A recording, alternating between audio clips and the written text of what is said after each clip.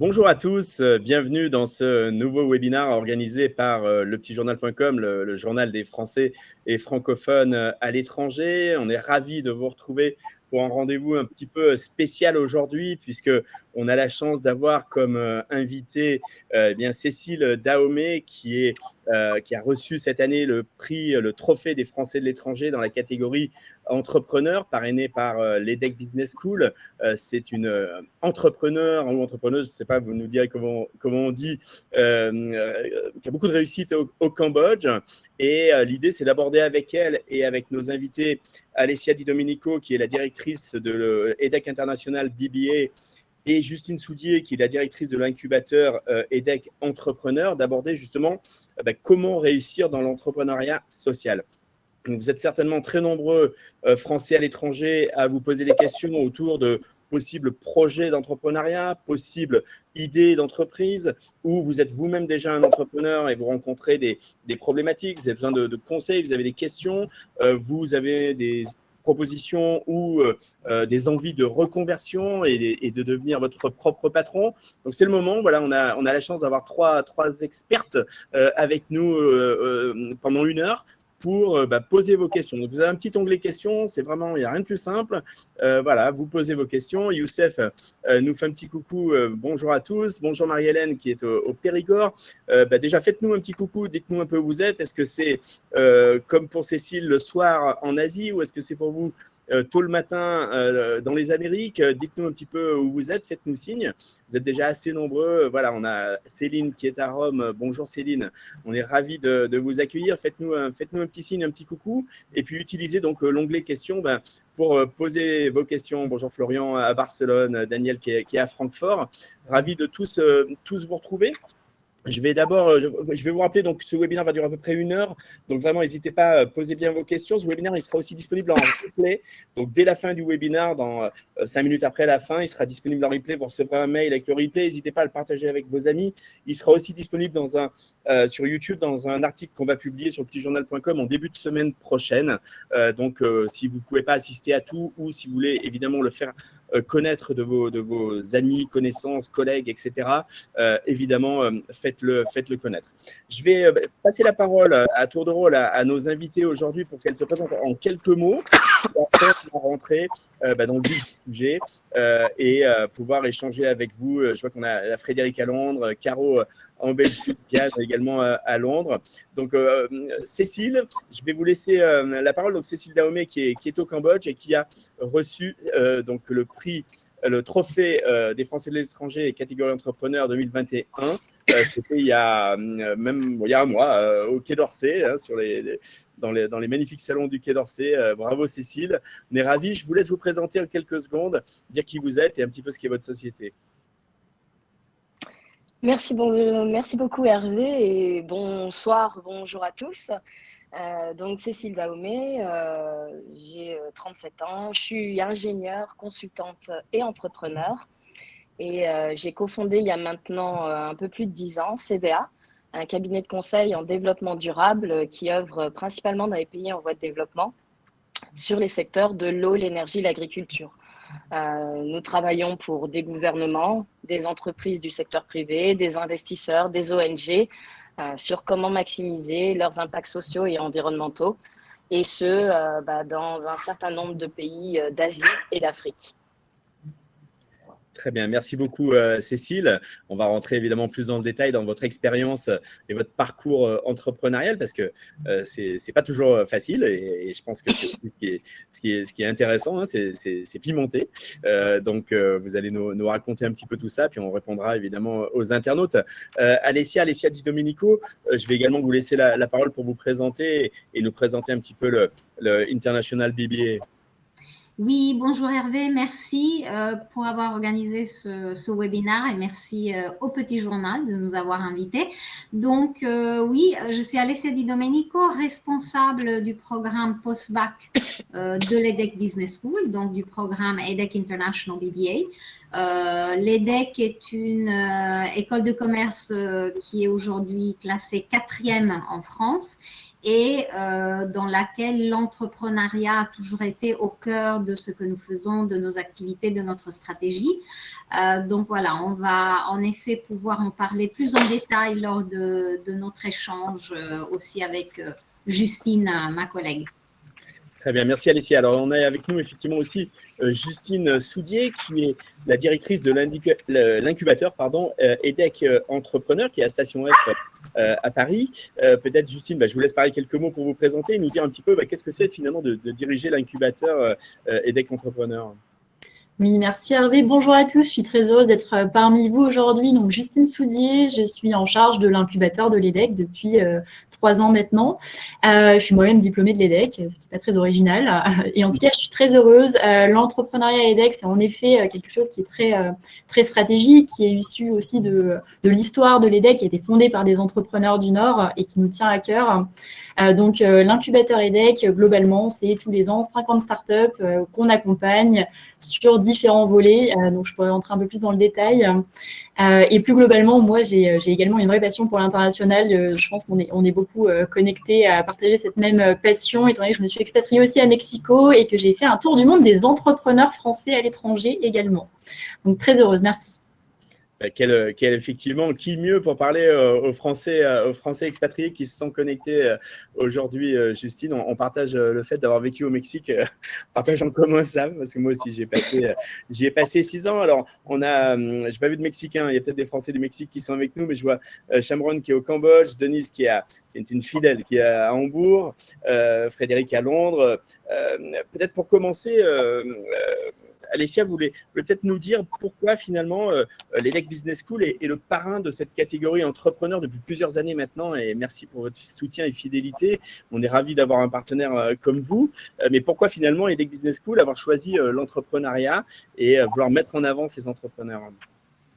Oui, avec plaisir. Donc, tout d'abord, en effet, comme l'énonçait Justine, l'entrepreneuriat est au cœur des activités de l'EDEC, de la stratégie, puisqu'il y a plus de 100 ans, l'école a été en effet créée dans le nord de la France par des industriels, des entrepreneurs. Et cette pratique, cette philosophie, elle est restée tout au long du parcours de l'école jusqu'à 2021. Le partenariat avec le Petit Journal, donc concrètement sur l'entrepreneuriat, c'était une évidence. Vous avez en effet des trophées dans d'autres thématiques en effet, mais pour nous, l'entrepreneuriat était une évidence, donc pour ces raisons. Et ensuite, pour l'Asie, parce que les dernières années, alors nous avons aujourd'hui dans le programme BBA, dans mon programme, mais dans d'autres programmes aussi en master, des périodes à l'étranger pour nos étudiants qui sont dans un nombre de pays en Asie. Nous avons par exemple un campus de recherche à Singapour nous-mêmes, mais nous avons aussi des programmes où les étudiants passent des semestres ou des années entières, par exemple à Singapour chez des partenaires. À Hong Kong, nous avons au moins 6 universités et écoles de commerce partenaires. Donc pour nous, l'Asie est très importante et nous voulions être présents, mais aussi avoir un lien avec, bien sûr, les Français qui sont sur place pour qu'on puisse échanger, pour qu'on puisse se connaître. On a de plus en plus d'étudiants qui ont vécu en Asie, donc d'étudiants français ou dans d'autres pays d'Europe. Donc, ils ont déjà cette expérience et le fait de faire des programmes chez nous, mais qui ont toujours des liens avec l'Asie, sont très importants. Alors, depuis 2018, nous avons commencé à sponsoriser des trophées d'entrepreneurs avec le Petit Journal. Nous avons commencé avec Singapour et ensuite, tout récemment aussi avec Hong Kong. Sur Hong Kong. Donc voilà, comme je disais, c'est dans notre ADN, l'entrepreneuriat, et puis c'est pour nous une évidence et vraiment, on trouve que cette possibilité de travailler ensemble, on retrouve beaucoup de points en commun entre nous et entre vos activités, en effet.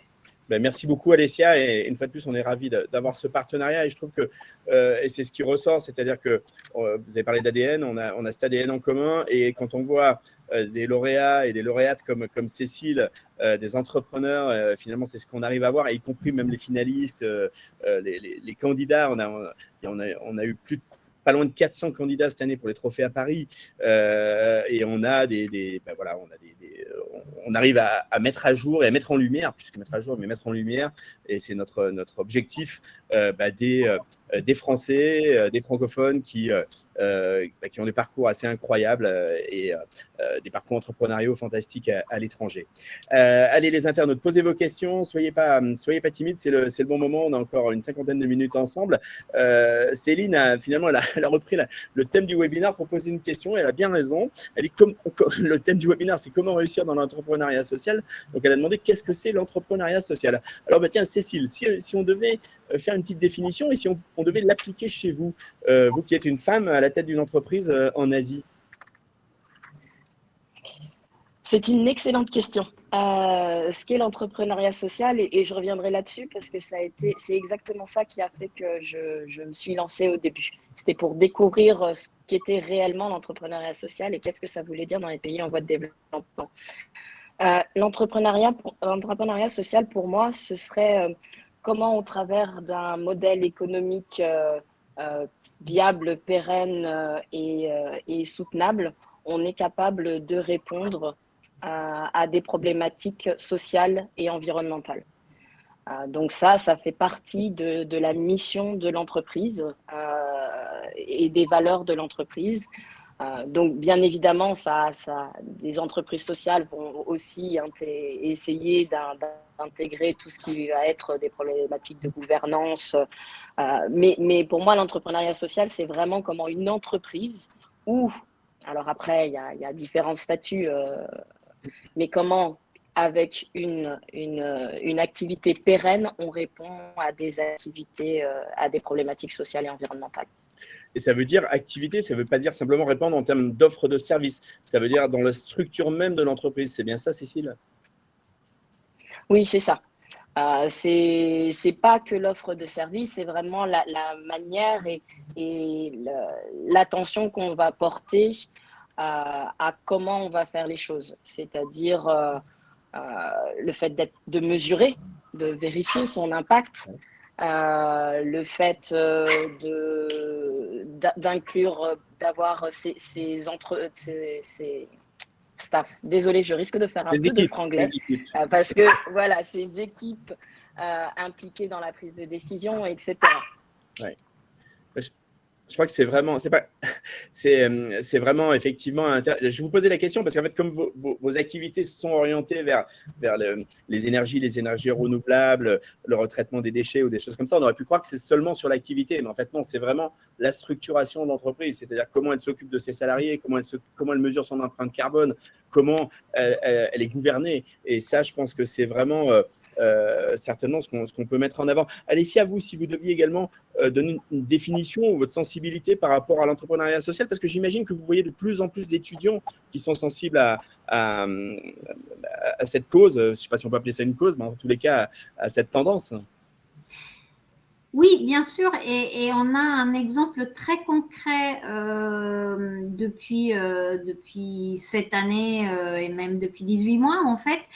Et là, je parle bien évidemment dans le programme. Après, Justine, en effet, pourra aller dans des exemples qui concernent des projets qui vont plus loin que des idées. Mais par exemple, dans notre programme, donc ce sont des étudiants très jeunes de première année, quand les étudiants intègrent la première année, ils doivent créer en groupe de 5 à 6 étudiants ce qu'on appelle les Sustainable Impact Projects. Donc, depuis des années, les étudiants devaient se regrouper pour créer des projets, mais qui n'avaient pas nécessairement des vocations sociales et associatives. Mais depuis cette rentrée, on a vraiment voulu que les étudiants visent des objectifs de développement durable et concrètement l'un des 17 objectifs de développement durable des Nations Unies. qu'on retrouve d'ailleurs partout dans le site web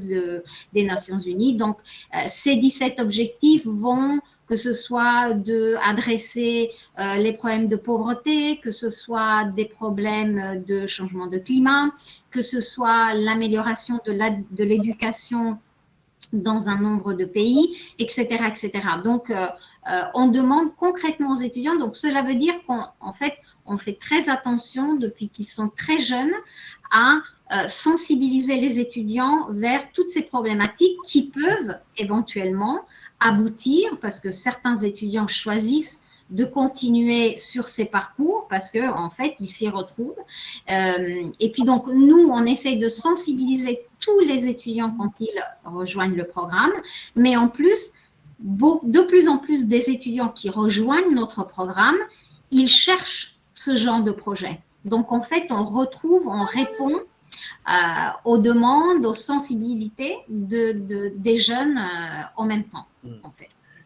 Alors Justine, justement, vous les avez un petit peu après, hein, un peu plus en aval, puisque vous êtes à l'incubateur, donc vous avez des jeunes entrepreneurs avec vous, issus de l'EDEC. Alors je sais que vous avez une alumni qui a réussi complètement dans ce domaine, Julie Chaplon avec Yuka, hein, mais j'imagine que vous avez certainement d'autres exemples. Et peut-être Justine, en quelques mots, vous nous dire un petit peu comment ça se passe à l'incubateur et si justement vous retrouvez beaucoup ce type de projet et de plus en plus. Oui, tout à fait. Alors, on retrouve évidemment de plus en plus ce type de projet parce qu'on a tous besoin, je pense, de retrouver du sens et il y a beaucoup à faire et de problématiques à résoudre. Moi, je définirais l'entrepreneuriat social, en tout cas, en 3 peut-être façons de s'engager. Donc, il y a la première qui est vraiment de créer une entreprise qu'on appelle, nous, Impact by Design, c'est-à-dire que le cœur même de votre entreprise, la mission même de l'entreprise, c'est de résoudre un enjeu de développement durable, donc par exemple lutter contre le gaspillage alimentaire. Un exemple, c'est la start-up qui s'appelle Phoenix. Un deuxième exemple, ce sera plutôt d'être un moyen, que votre entreprise soit un moyen. Le but final, ce ne sera pas forcément d'avoir un impact direct sur un des objectifs de développement durable. Par exemple, ça peut être comme la Camif, de créer des meubles. Enfin, il n'y a pas d'impact direct derrière, mais par contre, ils le font d'une façon qui est assez différente et en fait qui permet in fine de lutter contre la déforestation, contre la surconsommation, etc. Donc ça, c'est un deuxième moyen de s'engager dans la voie plus responsable. Et enfin, il y a un troisième qui est plutôt en fait dans les pratiques même de l'entreprise. Comment avoir des pratiques plus responsables. Donc là, on est sur un troisième niveau d'engagement qui va être par exemple une entreprise qui fait des chaussures, mais qui va faire des chaussures de façon beaucoup plus responsable, avec des matériaux plus responsables, en respectant un certain nombre de critères dans la façon dont ils managent, recrutent leurs employés. Donc voilà, il y a vraiment 3 niveaux d'engagement quand on a envie justement de développer une entreprise qui a du sens. Et alors nous, en effet, on a beaucoup d'exemples, parce que c'est forcément, voilà, je pense qu'on a tous envie de s'engager à un moment donné. Un exemple que je pourrais peut-être vous citer qui est assez parlant et que j'aime beaucoup, c'est une startup qu'on a incubée l'année dernière qui s'appelle 900 Care, donc 900 comme le chiffre. 900 Care, ils sont partis du constat, en fait, ils ont envie de révolutionner les produits de la salle de bain. Il s'avère qu'un gel douche, c'est un contenant en plastique qu'on va jeter à chaque fois et c'est 80% d'eau que vous avez déjà chez vous. Donc en fait, on transporte 80% d'eau dans les camions, ça prend beaucoup de place, etc. Ça pollue le plastique.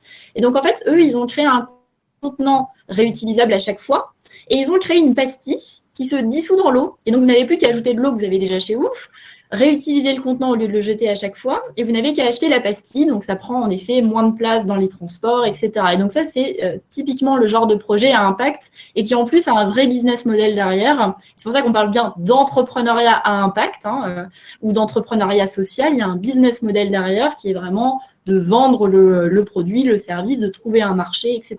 Donc ça, c'est un exemple que j'aime beaucoup. Et aujourd'hui, en 1 an et demi, ils sont 23 collaborateurs. Ils vendent dans tous les Monoprix en France. Et ils ont levé 10 millions d'euros sur la base de ce projet.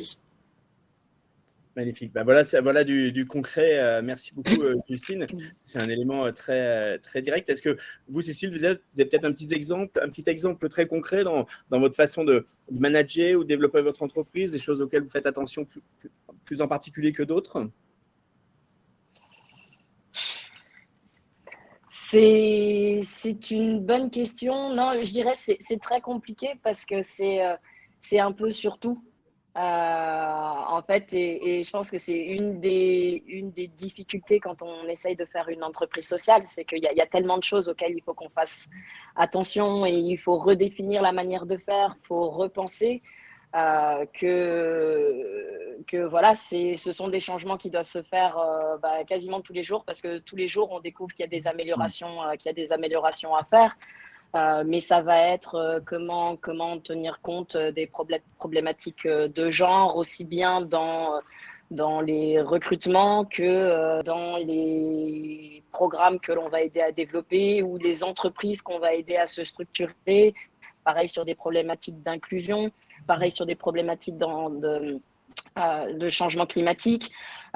Donc c'est vraiment sur la totalité de la chaîne qu'il faut intervenir et le plus compliqué, c'est d'y penser à constamment intégrer tous ces paramètres auxquels généralement on ne pense pas.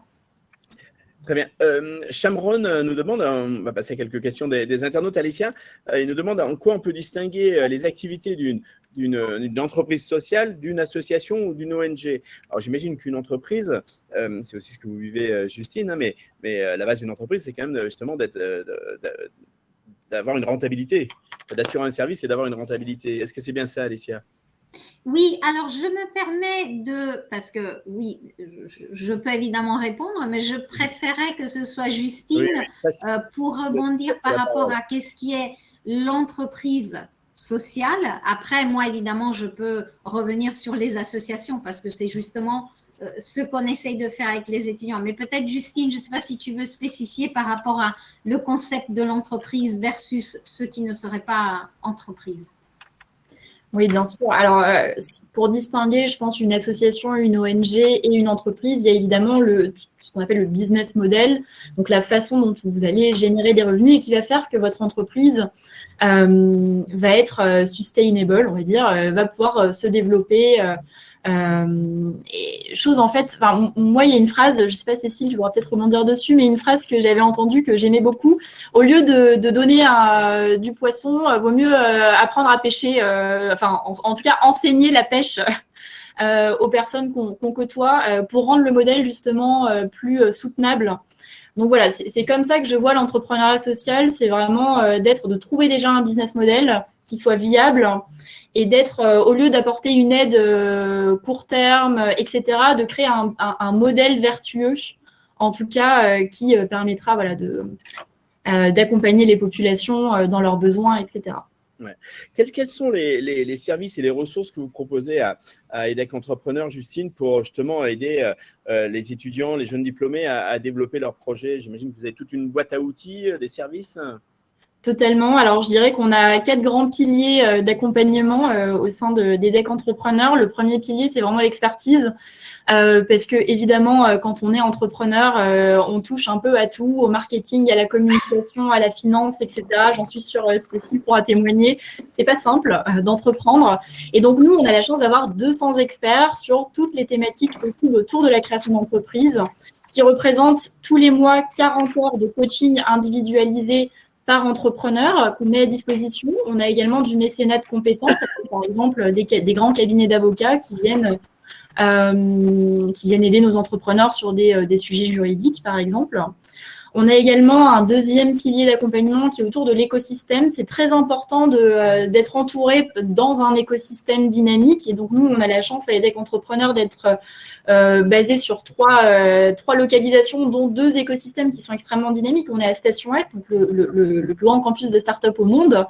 On a la chance d'avoir un campus entrepreneurial dans les Hauts-de-France, à côté de Lille, qui a un écosystème très dynamique. Et donc, au-delà de donner des bureaux, en fait, on permet à nos entrepreneurs de ne pas être seuls quand on sait que 80% des entrepreneurs se sentent seuls et de leur donner accès à un écosystème, à de l'émulation, etc. Donc, vraiment, si vous souhaitez entreprendre, je vous encourage à intégrer un écosystème, à être entouré d'entrepreneurs.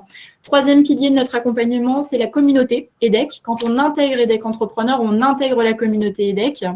Et donc, ça passe par l'accompagnement des professeurs, ça passe par nos étudiants qui font partie de la communauté. Donc, on a des cas en fait d'entreprises, de nos startups qui sont réalisés par des étudiants durant leurs cours. On a accès au réseau des diplômés pour trouver ses premiers clients, pour embaucher ses premiers salariés. Donc tout ça, c'est la communauté. Et enfin, le quatrième pilier, je dirais que c'est l'accès au financement parce que c'est souvent un frein très important quand on veut entreprendre.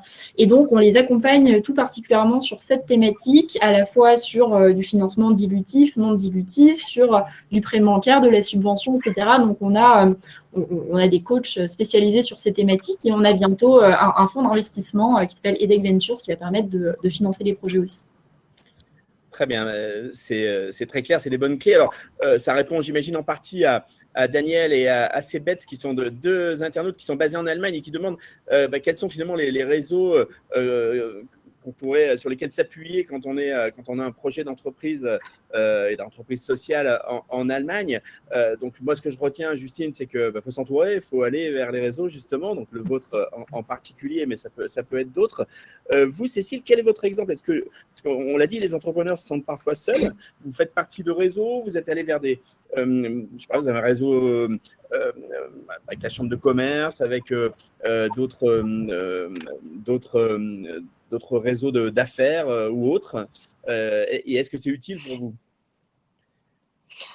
Alors, ça, je dirais, c'est peut-être une spécificité d'avoir créé à l'étranger. C'est que pendant très longtemps, je ne savais pas que ces réseaux existaient. Donc, j'ai été avec le second cofondateur. On se sentait assez seul dans cette création.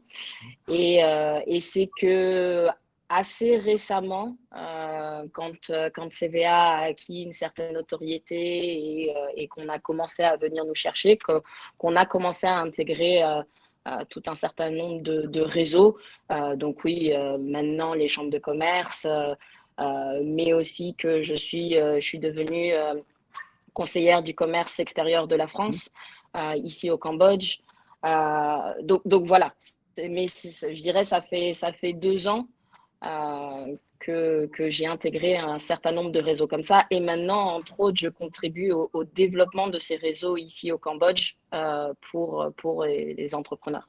Ouais. Et concrètement, vous voyez la différence? Vous voyez un apport pour vous, une émulation, des opportunités, mais aussi le fait de se sentir moins seul et de partager? Oui, c'est indispensable.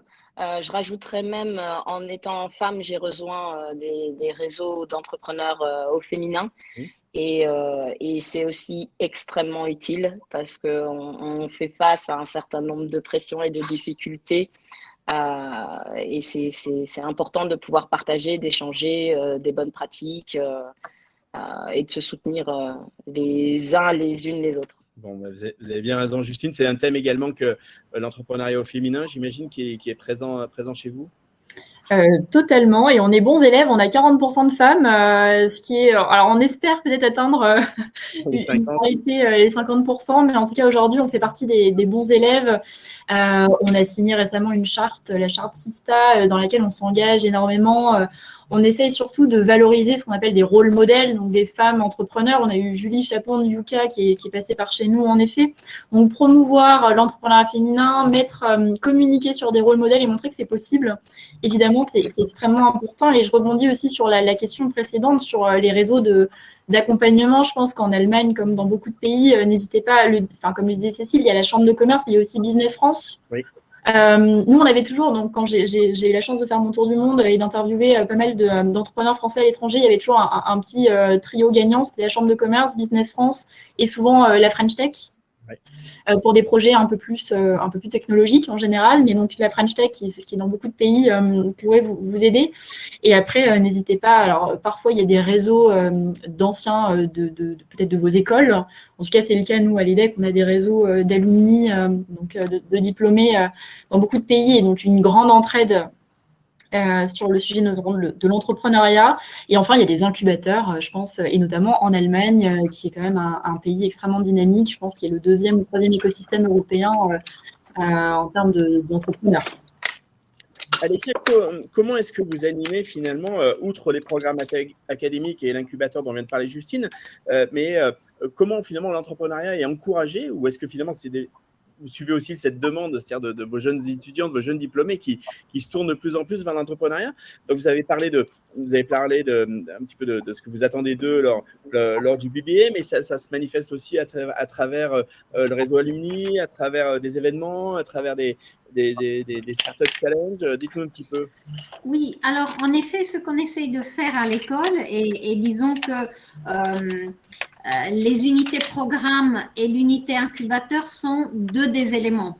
Mais en fait, ce qu'on essaye de faire, c'est que tout ce qui peut amener à l'entrepreneuriat et finalement à la création d'entreprises, dont aussi des initiatives qui sont dans l'entrepreneuriat social, puissent communiquer, être en lien. Parce qu'en fait, évidemment, c'est dans mon point de vue, on ne sait pas à quel moment, pour un étudiant, pour un alumni, le moment de vouloir créer une entreprise va surgir. Donc, c'est pour ça que moi, je parlais de programme et en première année, c'est en partie l'initiative d'entreprendre, mais c'est surtout cette conscience sociale. Mais après, dans le programme, on a plusieurs moments où les étudiants commencent à être conscients de l'entrepreneuriat. Par exemple, dans le programme, nous avons des cours électifs. Donc, les étudiants qui, depuis la première et la deuxième année, souhaitent ou pensent qu'ils veulent développer éventuellement des idées, ils ont la possibilité de se former dans ce sens. Mais on n'est pas seul, c'est-à-dire le programme est en lien avec l'incubateur de Justine pour que les étudiants, déjà quand ils sont dans les programmes, ont l'information pour savoir comment, s'ils souhaitent créer, quelles sont les étapes par lesquelles il est conseillé de passer. Et dans tout ça, bien sûr, nous avons nos alumni, Justine en a parlé tout à l'heure, mais les alumni, ils sont et des mentors pour nos étudiants, d'un point de vue carrière, projet, professionnel. Donc, tout ça, c'est pour dire qu'on met tout ensemble pour que un étudiant ou un alumni, parce qu'en fait, la valeur ajoutée, c'est aussi que on peut très bien faire son programme, que ce soit le programme post-bac, que ce soit les masters ou les programmes exécutifs, et en fait, choisir ou avoir l'idée ou avoir l'initiative d'entreprendre après sa formation. Et donc, même quand on est alumni, on peut revenir vers l'incubateur de l'EDEC pour proposer son projet et pour être accompagné. Donc, au final, c'est plus le fait que nous avons nos formations, nous avons notre incubateur et en fait, c'est de s'assurer que tout ça est en lien et que ça continue pendant la vie professionnelle de tous nos alumni. Et je voulais aussi préciser, parce qu'on a parlé du programme post-bac en effet, mais on n'a pas parlé du fait qu'on a un master spécifiquement qui est tourné vers l'entrepreneuriat. Et je pense, si je ne me trompe pas, c'est celui dont tu es diplômée, Justine. Donc voilà, c'est pas un hasard. Voilà, ce n'est pas un hasard. Très bien, merci Alessia. Alors, on est à peu près à la moitié de ce webinaire avec nos trois intervenantes, nos trois expertes. Donc, Cécile Dahomey, cofondatrice de CVA, lauréate du prix de l'entrepreneur des trophées des Français de l'étranger 2021, qui est basée au Cambodge.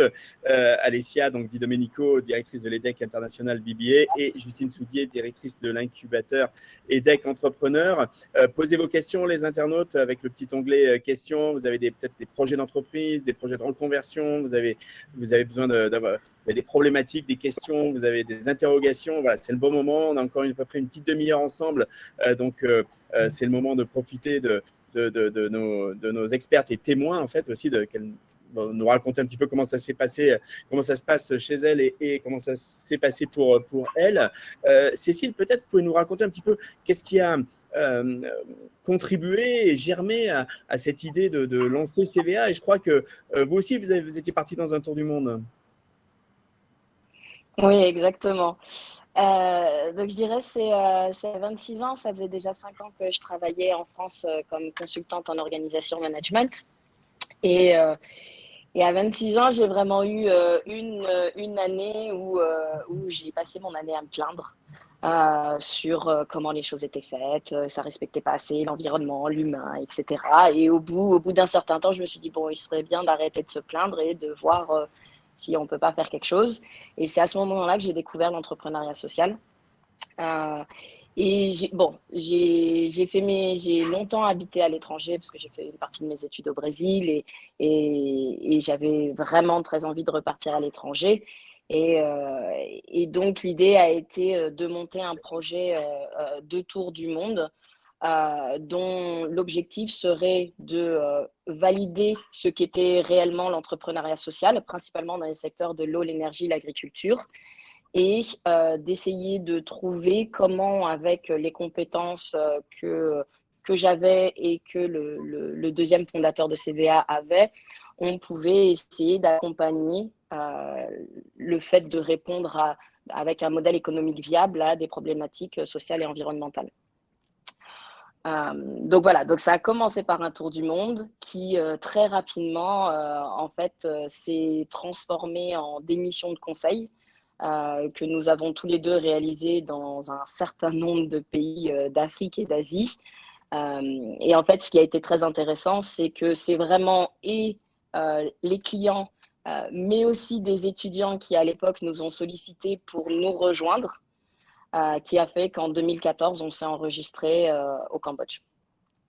Donc, vous avez suivi, finalement, vous avez posé vos valises au Cambodge, un peu plus parce qu'il y avait des clients, des marchés, ou est-ce que c'est parce qu'il y a un environnement qui est plus favorable ou plus porteur?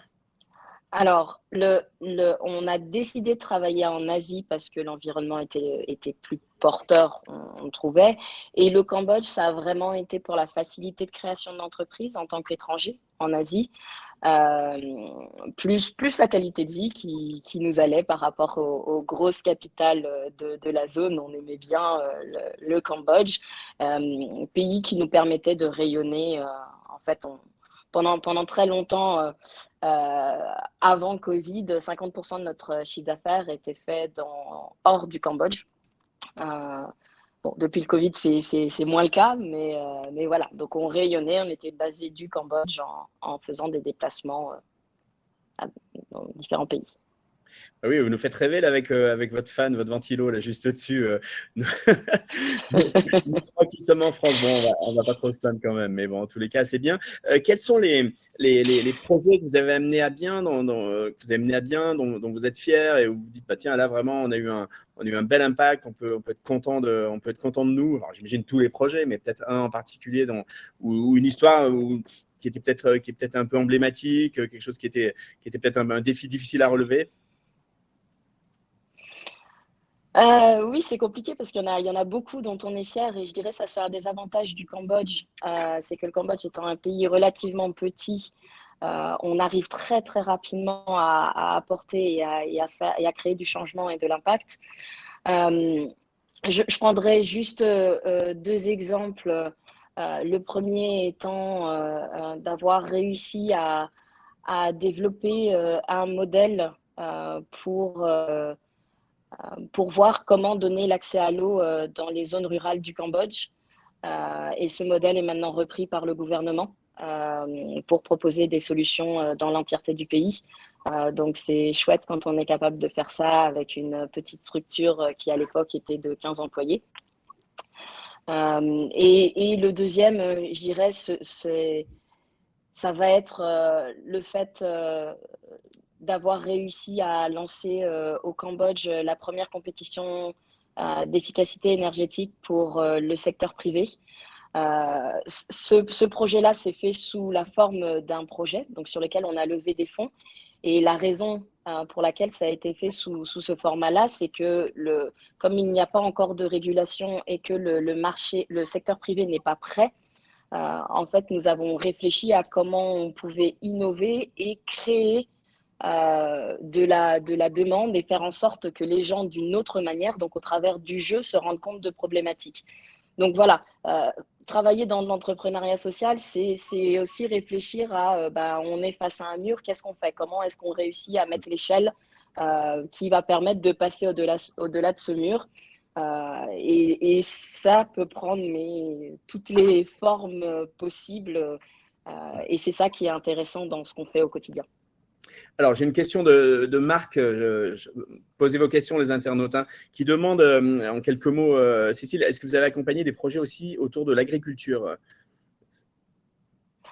Énormément, et on en fait de plus en plus, surtout au Cambodge, ces 3-4 dernières années. Alors, ça va être sur de la mécanisation et de l'augmentation de la productivité des petits fermiers en utilisant les énergies renouvelables, par exemple. On va être sur de l'agriculture de conservation, donc comment diminuer l'impact de l'agriculture sur les sols et augmenter les productivités. On va être sur comment accompagner des filières pour passer de l'organique ou au moins du raisonné. Enfin, il y a énormément de sujets sur lesquels on intervient, et aussi comment est-ce qu'on finance tout ça. On a eu un lauréat au Trophée des Français de l'étranger il y a 1 ou 2 ans, je crois il y a 2 ans plutôt, qui avait un projet avec une forte croissance, projet de permaculture en Jordanie. Donc, ce genre de projet que j'imagine, Cécile, vous pouvez accompagner. Et c'était assez impressionnant, en fait, parce que on va dire que je ne connais pas malheureusement la Jordanie, mais enfin, vu ce qu'il nous a montré, les terres sont on ne peut plus arides. Et c'était vraiment faire pousser des salades dans le désert. C'était très impressionnant. Allez, les internautes, continuez à poser vos questions. On a une question de Jérémy qui est au Liban, qui demande si la Chambre de commerce soutiendrait une entreprise sociale en santé mentale qui a comme objectif de soutenir les personnes atteintes de troubles alimentaires à l'étranger. Alors, je pense que le mieux, c'est de contacter déjà la Chambre de commerce française à Beyrouth, au Liban. Alors, je sais que la situation au Liban est difficile, Jérémy, mais je pense qu'il faut déjà commencer par celui-là. Et on en revient à l'importance, évidemment, de solliciter tous les réseaux et de voir, de chercher de l'aide là où il y en a. Et en tapant à toutes ces portes, vous aurez certainement des réponses par rapport à votre projet.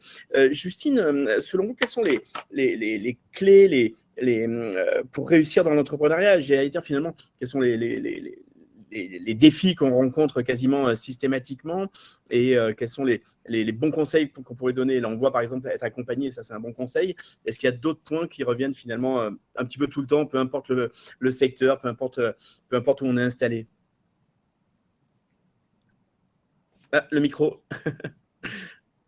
Allez, erreur de débutante. Donc, alors c'est une très bonne question qui est pas simple à répondre évidemment parce qu'il n'y a pas de recette magique. Par contre, je pense que je peux essayer de vous donner 3-4 conseils. Alors, le premier que je donne souvent, c'est de ne pas forcément trouver une idée, mais de trouver un problème. En fait, souvent, les entrepreneurs trouvent une idée qui parfois est une très bonne idée, mais dans beaucoup de cas, l'idée ne rencontre pas de marché. En fait, c'est ça. Le principal souci, c'est de ne pas, en tout cas, de ne pas avoir de match entre l'idée et le marché. Donc, le meilleur moyen de trouver son marché, c'est de partir d'un problème. Ouais, je vous encourage à trouver un problème qui est partagé par un certain nombre, assez de personnes suffisantes en tout cas. Et trouver un problème, ça va forcément vous permettre de trouver un marché et donc des clients qui seront prêts à payer. Donc voilà, ne trouvez pas une idée et encore moins ne tombez pas amoureux d'une idée, trouvez un problème. C'est la première chose.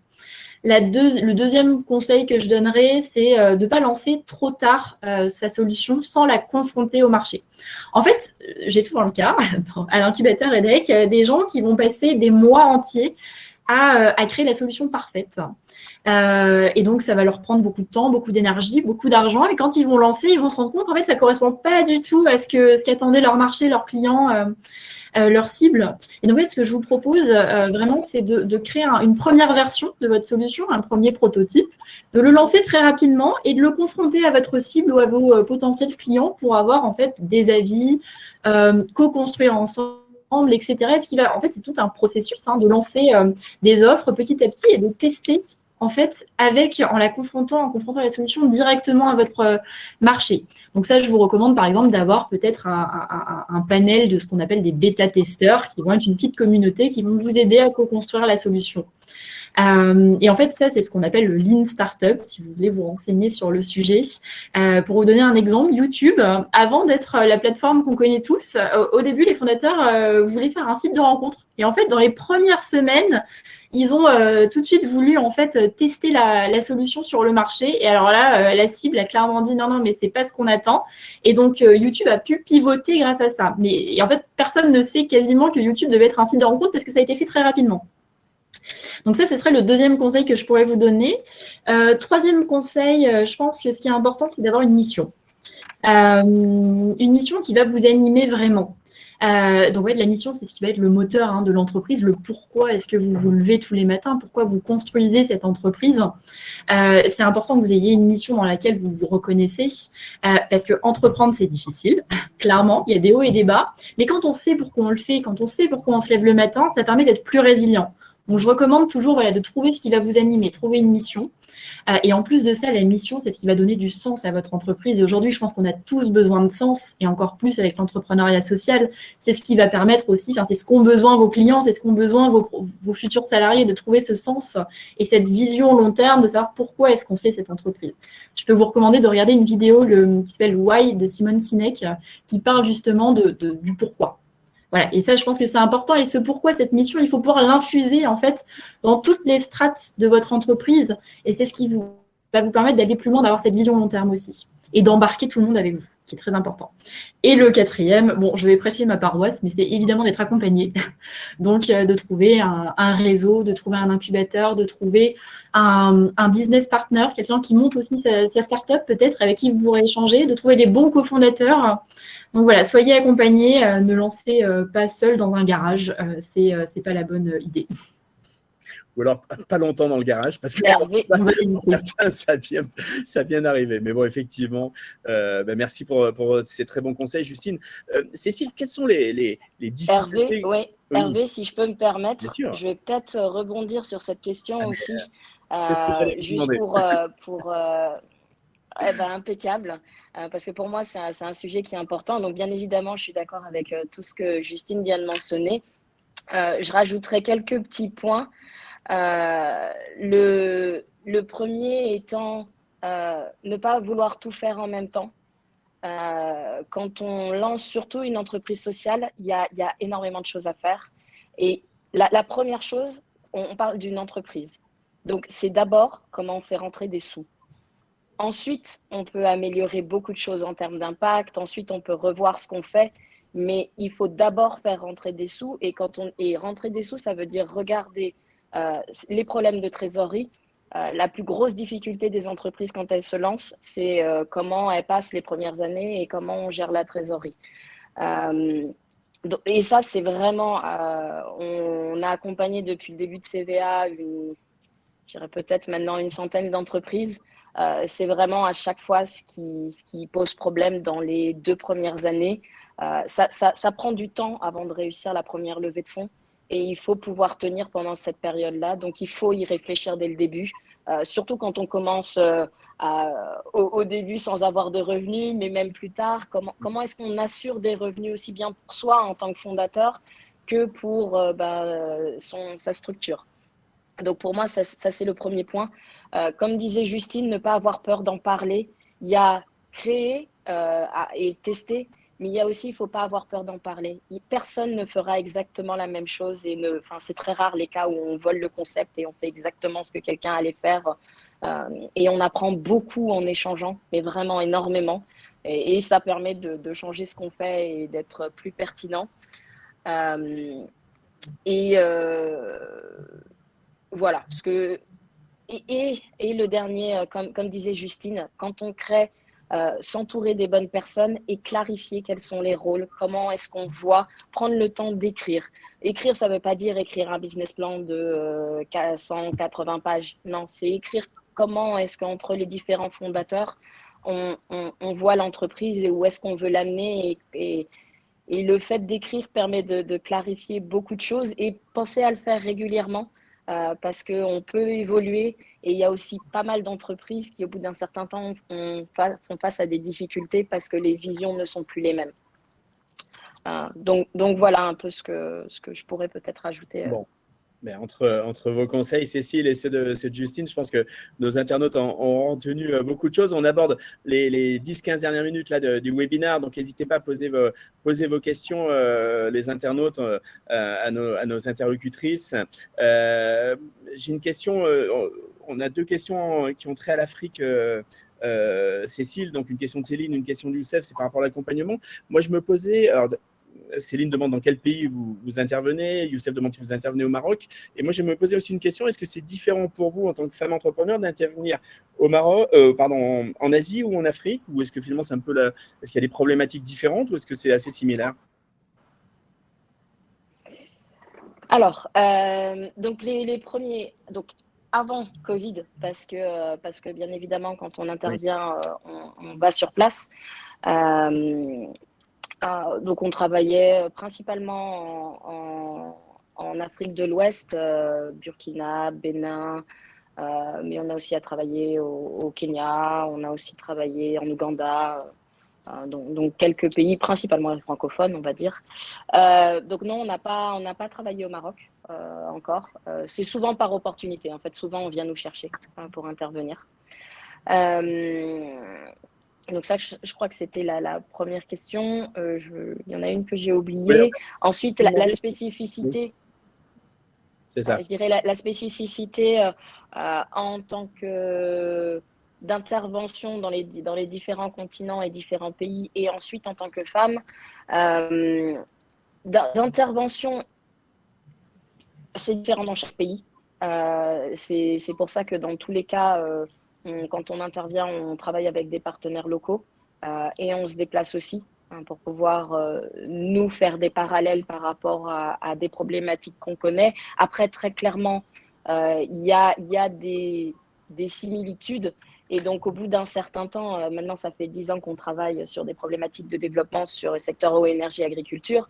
Et ben, quand on arrive dans un pays, on va se dire, au final, c'est un petit peu de ça, c'est un petit peu de ça, c'est un petit peu de ça. Et c'est comme ça qu'on commence à avoir des solutions qui se dessinent et qu'on confronte ça en discutant avec des experts sur place. Après, en tant que femme, je dirais c'est indépendamment du continent, c'est plus par pays. Il y a des pays où je refuse d'envoyer certaines de mes salariés femmes, par exemple. Donc ça va être là pays par pays, parce que c'est très clair qu'il y a certains pays où c'est beaucoup plus facile d'être entendu, surtout dans des missions de conseil, c'est beaucoup plus facile d'être entendu en tant qu'homme ou même respecté. Mais j'irai même plus loin. C'est homme-femme, mais c'est aussi la couleur, malheureusement. Donc en fait, quand on est dans une mission de conseil, on réfléchit à comment est-ce que le message va passer et va réussir à être entendu. Donc ces problématiques-là doivent être prises en compte. Très bien. Pamela se demande s'il y a des fonds qui sont un peu plus dédiés, justement, qui s'intéressent un peu plus à des entreprises fondées par des femmes. Je ne sais pas, Justine, si vous avez des… déjà, si ça existe sur le marché, si vous voyez arriver et se développer ce genre de choses. Alors, totalement, ça existe, évidemment. Alors, moi, j'aurais une liste, mais de fonds en France, bien sûr, mais que je pourrais communiquer avec plaisir. Je ne sais pas où est Pamela. Où vous êtes, Pamela? Mais allez-y, Justine. Et alors, il y a deux choses qui se développent, qu'on voit beaucoup. Il y a de un, les fonds qui sont vraiment spécialisés à impact. Donc, si je devais donner des exemples, il y a Raise Ventures, il y a 2050. Il y en a plein qui commencent à émerger parce qu'on se rend compte en fait qu'il y a une vraie nécessité à financer ce type d'entreprise. Il y a Mirova, par exemple, de fonds d'investissement. Et il y a un deuxième type de fonds qui sont des fonds plus classiques, mais qui vont faire ce qu'on appelle des audits ESG. En fait, 40% des fonds classiques, des fonds de venture capital, donc qui investissent principalement des entrepreneurs plutôt jeunes, des startups, etc. 40% font des audits ESG, donc ESG, environnement, social, gouvernance, et donc vont regarder typiquement ce type de critères quand ils vont investir dans une startup. Donc, on voit vraiment que ce soit le fonds à impact, soit le fonds classique, il y a de plus en plus cette démarche qui se développe. Parfait. Merci, Justine. Pamela, on vous passera la liste que Justine nous communiquera. Cécile, on a également des gens qui souhaitent être mis en relation avec vous. Je pense que si vous en êtes d'accord, on le fera évidemment après le webinaire. Je vous rappelle à tous que le webinaire sera disponible en replay dans quelques instants. On va arriver au terme de ce webinaire. Avant le mot de la conclusion, peut-être, Alessia, je me posais une question. Je me disais, en quoi l'EDEX est un choix pertinent pour des jeunes qui souhaitent justement avoir un impact, se sentir concernés par ces enjeux de développement durable?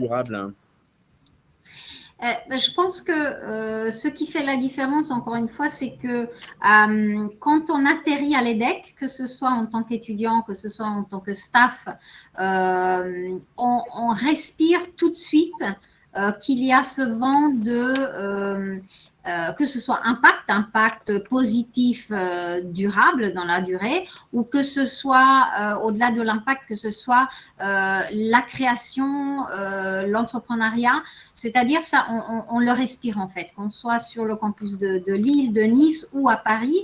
Et puis c'est vrai que on l'a montré, Justine l'a dit au début du webinaire, nous sommes implantés à Station F et en fait c'est assez unique et particulier, et en plus nous avons un nombre de postes important. Justine pourra en donner les détails, mais donc voilà, c'est que c'est tout de suite évident. On est une école indépendante depuis sa création et donc on n'est pas rattaché à quoi que ce soit. On est vraiment maître de nos choix et de notre stratégie. Et je crois que ça, c'est important en termes d'entrepreneuriat. Merci Alessia. Justement, Justine, je pense que vous êtes au cœur du réacteur, la Station F, pour ces sujets-là.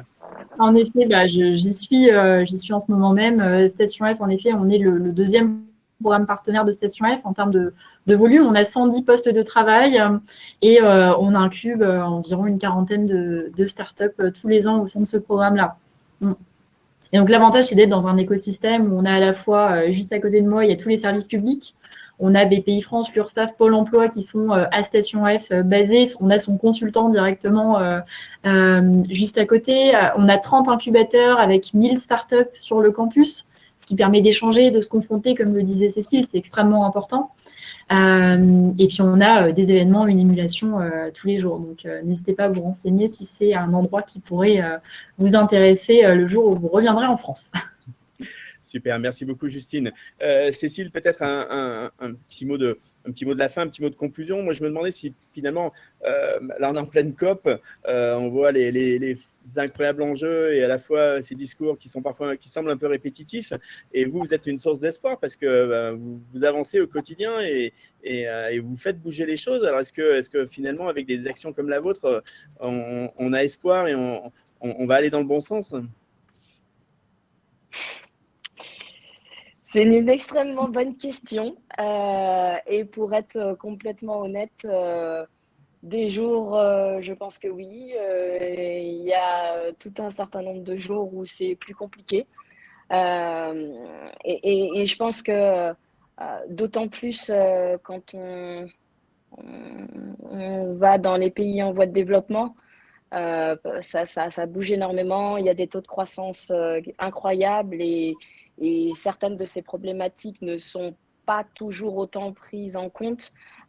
Donc, c'est vrai que parfois, c'est difficile de rester motivé, mais d'un autre côté, il y a des nouvelles générations qui arrivent et nous, on le voit vraiment au Cambodge avec beaucoup plus sensibilisé et avec une volonté de changer les choses et de créer incroyable. Donc, c'est aussi ça qui motive. Donc voilà, Bon, on va ça dépend des jours. On va rester sur ces notes d'espoir. Alessia, je vais vous demander un mot de conclusion, un mot de la fin, et après je dirai au revoir à tous nos internautes. Oui, simplement, c'était, pardon, juste un moment. C'est du direct, c'est pour ça que c'est bien. Au dernier moment. Oui, non, juste pour conclure, encore merci, c'était un plaisir d'échanger avec vous, de participer. Et surtout, je tenais à féliciter encore une fois Cécile d'avoir remporté ce trophée que nous avons sponsorisé parce que c'est tout à fait dans l'air du temps et il y a tellement de potentiel et toutes les problématiques dont on a entendu parler, je pense qu'on est très fiers que vous soyez notre lauréate. Voilà. Et puis, tous les renseignements sur notre école, bien sûr, se trouvent sur notre site.